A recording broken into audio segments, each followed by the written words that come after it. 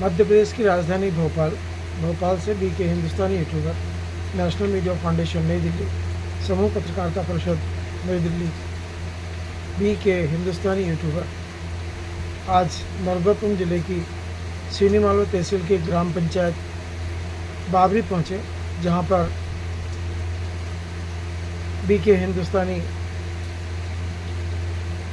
YouTube का राष्ट्रीय कार्यालय है। देश के सभी बीके हिंदुस्तानी से जुड़े हुए यूट्यूबर्स पहुँचे हैं। आज देश में और प्रदेश में नौतपे के ऊपर में चर्चा चल रही है।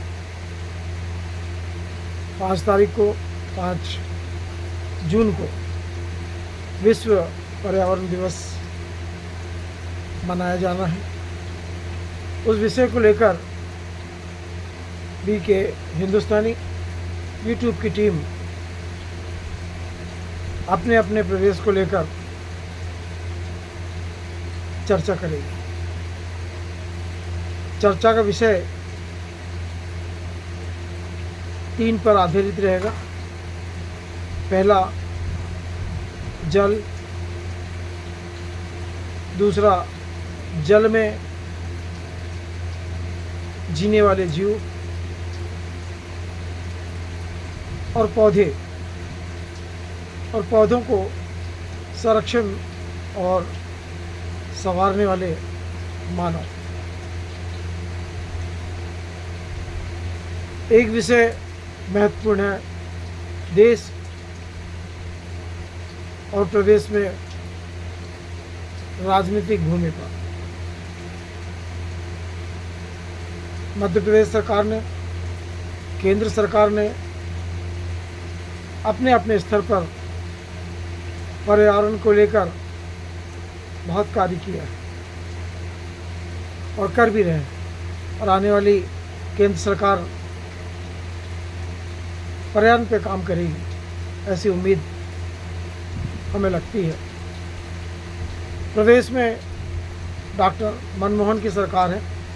उनकी भी ये मानसिकता है कि जल के स्तर को, पर्यावरण के स्तर को और वायु के स्तर को शुद्ध और सुलभ बनाए।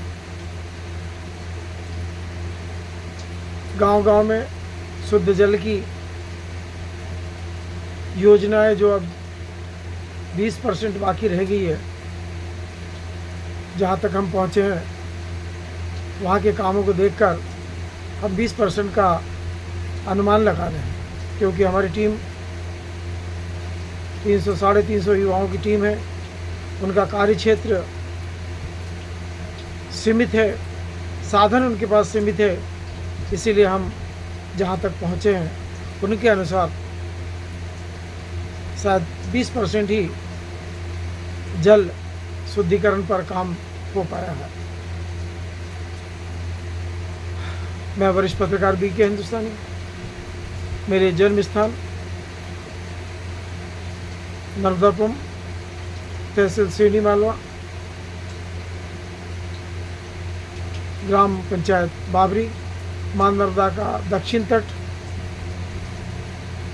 से यह विशेष जानकारी हम आज अपने सभी सरकारों से शेयर करने जा रहे हैं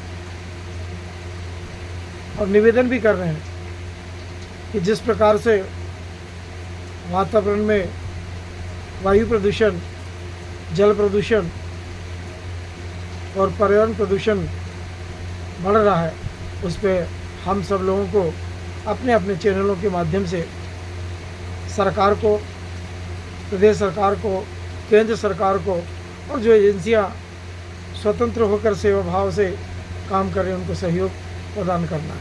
ऐसी मेरी और मेरी टीम की भावना है। आज रात्रि 8:10 से रात्रि 11:30 बजे तक हम देश के पर्यावरण के ऊपर में अपने अपने क्षेत्रों के लिए समीक्षा भी करेंगे और सामने आने वाली योजनाओं के ऊपर में चर्चा भी करेंगे। मीडिया का काम है सरकार को सही स्थिति से अवगत करवाना। ये अवश्य है कि जब जब भी हमने सरकार को सही स्थिति देने की कोशिश की है, तब तब पत्रकारों के ऊपर हमले हुए हैं, तब तब पत्रकारों के परिवारों के ऊपर हमले हुए हैं, और कई जगह तो पत्रकारों को जीवन भी खोना पड़ा, उनके परिवार को भी जीवन खोना पड़ा। सरकार सतर्क है। सरकार पत्रकारों की सुरक्षा के लिए अधिनियम बना चुकी है, और भी आगे चलकर सरकार पत्रकारों की सुरक्षा में बड़े बड़े फैसले लेगी, ऐसी विधानसभाओं से और लोकसभा से उम्मीद है। जैसा कि अभी तक पत्रकारों के साथ होता आया है, पर जब से केंद्र में और प्रदेश में भारतीय जनता पार्टी आई है, तब से पत्रकारों के ऊपर हमले भी कम हुए हैं, और पत्रकारों को फ़ोन पे धमकी देना भी कम हो चुका है। पर अभी भी छोटी मोटी घटनाएं होती रहती है, और हम चाहते हैं कि पत्रकार पूर्ण सुरक्षा से अपने क्षेत्र में कार्य करे। ऐसा सभी पत्रकारों की केंद्र सरकार और प्रदेश सरकार से इच्छा है। इस नौतपे के काल में विद्युत विभाग की कार्रवाई बड़ी सोचनीय है, क्योंकि मध्य प्रदेश में विद्युत को प्राइवेटीकरण कर दिया गया है। उसके बावजूद भी, समय पर बिल चुकाने के बावजूद भी, ग्रामीण क्षेत्रों में समस्याओं का अंबार लगा हुआ है विद्युत विभाग का। कभी भोजन करते समय लाइट गुल हो जाती है, कभी सोते समय गुल हो जाती है, कभी मेहमान आते समय गुल हो जाती है।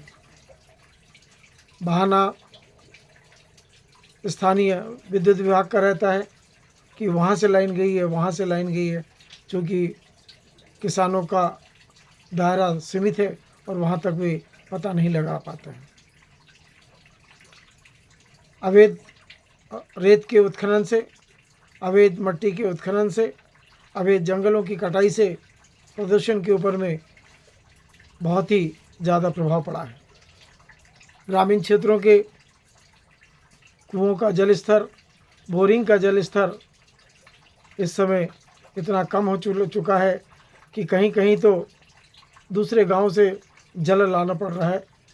कई जगह मां नर्मदा के तटों से टैंकरों को भर के ले जाना पड़ रहा है। सरकार, केंद्र सरकार, प्रदेश सरकार इसके ऊपर विचार तो कर रही है, पर फैसला अभी तक समझ से परे है।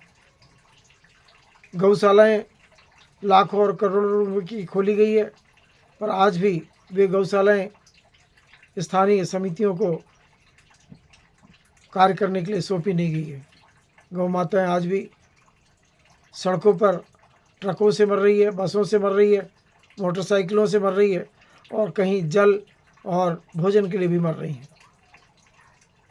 हम सभी पत्रकारों का केंद्र सरकार से, प्रदेश सरकार से और गौ संरक्षण समितियों से, विश्व हिंदू परिषद से निवेदन है कि वे जल्द से जल्द गौ माता के जीवन के ऊपर में फैसला ले।